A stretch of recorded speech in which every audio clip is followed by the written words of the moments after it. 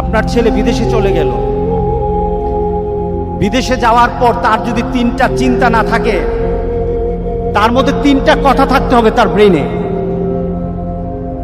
কেন এখানে আসলাম, কি করতে হবে, আর এখান থেকে পরবর্তীতে কোথায় যাব।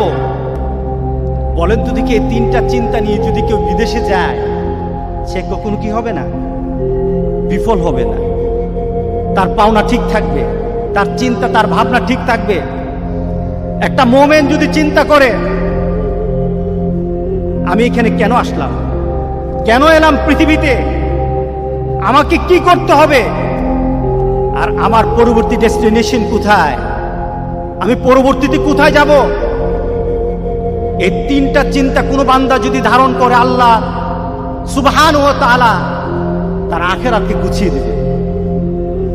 আমাদের জীবনটা কেমন, আমাদের জীবনটা সম্পর্কে আমরা কি চিন্তা করতে পারি।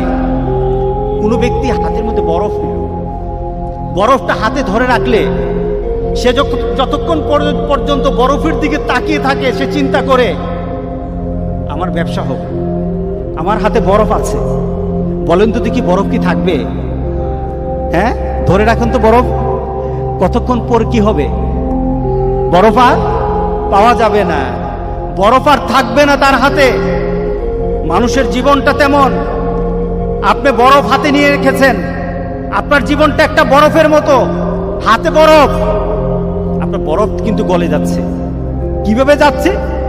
এক একটা মুহররম মাস চলে আসে, 1441 সাল ছিল, চলে গেছে, বরফ গলে গেছে। 1442 সাল এসেছে, আনন্দ হওয়ার কিছু নেই, বরফ কিন্তু গলে গেছে। সুবহানাল্লাহ। আল্লাহর কাছে বলল দাউদ আলাইহিস সালাম, রব্বুল আলামিন আমার শেষ মুহূর্তটা আমাকে জানিয়ে দিও, শেষ মুহূর্তটা আমাকে জানিয়ে দিও, আমার জীবনের শেষ মুহূর্তটা আমাকে একটু নোটিশ করে দিও।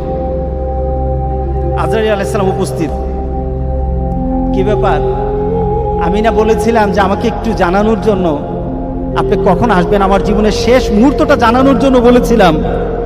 কোন জানানো আগে থেকে রিমাইন্ডিং ব্যতীত আমার কাছে চলে আসলেন, ব্যাপারটা কি? আজরাইল আলাইহিস সালাম বললেন, কথা আছে। আপনার দাঁতের অবস্থা কি? নাই, একটা রিমাইন্ডিং। চোখের অবস্থা কি? আগের মতো দেখি না, আরেকটা রিমাইন্ডিং। আপনার শরীরের শক্তি কোথায়? হারিয়ে গেছে, আরেকটা রিমাইন্ডিং। কি বলেন, দাড়িগুলি পেকে গেছে, তার মানে এই নয় তুমি আরো চিন্তা করতেই থাকবে, চলতেই থাকবো। আমার জীবনের গতি আছে, চলতে থাকবো, তা নয়, বরং তোমার প্রত্যেকটা জিনিসের মধ্যে নোটিশ করে করে জানানো হচ্ছে তোমার জীবন কিন্তু শেষের দিকে। আল্লাহ সুবহানাহু ওয়া তাআলা আসরের নামটা নিলেন সময়কে বলার জন্য, অর্থাৎ সময়টা তোমার এত কম, তোমার সময়টা এত কম, তুমি আসরের সময় মাত্র আছো, একটু পরে কিন্তু সূর্য ডুবে যাবে। তোমার জীবনটা আসরের মতো, একটু পরে কিন্তু তোমার মাগরিব চলে আসবে। অর্থাৎ তোমার জীবনের যে সূর্যটা আছে, সূর্যটা কিন্তু প্রান্তে চলে এসেছে। তুমি সব সময়, তোমার জন্ম থেকে তুমি জীবনের প্রান্তে আছো, ডুবে যাবে একটু পরে মাগরিব হয়ে যাবে। এটাই তোমার জীবন, ঠিক না? আসরের থেকে মাগরিব কতটুকু সময়? অল্প সময়। আল্লাহু আকবার, আল্লাহু আকবার, আল্লাহু আকবার। আল্লাহ কি তুলনা দিলেন ওয়ালাস।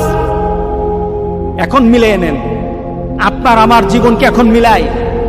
আল্লাহ বলছেন ইন্নাল ইনসানা লাফি খুসর। প্রত্যেকটি মানুষ, প্রত্যেকটি মানব, ইনসান বলা হয়েছে, হিউম্যান কাইন্ড, প্রত্যেকটি মানুষ আল্লাহ বলছেন ক্ষতিগ্রস্ত, সবাই ক্ষতির মধ্যে আছে। আমরা ক্ষতিতে আছি কিনা বলেন?